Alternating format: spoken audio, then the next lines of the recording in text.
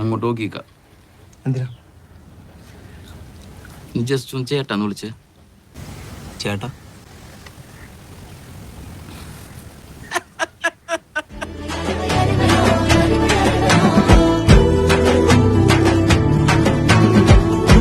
മറുവശത്ത് വിക്കറ്റുകൾ വീഴുമ്പോൾ തന്നെ ബൗണ്ടറിയിലൂടെ കളി തിരികെ പിടിക്കുന്ന സഞ്ജു ഇന്നത്തെ അതിമനോഹരമായ കാഴ്ചയായിരുന്നു.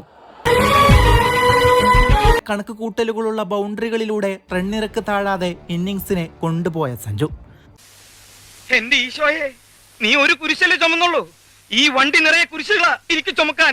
പോരനുണ്ടോ? എന്നെ ഒന്ന് സഹായിച്ചാൽ മതി. തിലകിന്റെ കാമിയോയും ദുബൈയുടെ അവസാന തകർത്താടലും ഓർത്തുകൊണ്ട് തന്നെ ഈ കളി സഞ്ജു ഒറ്റക്കാണ് ജയിപ്പിച്ചത്.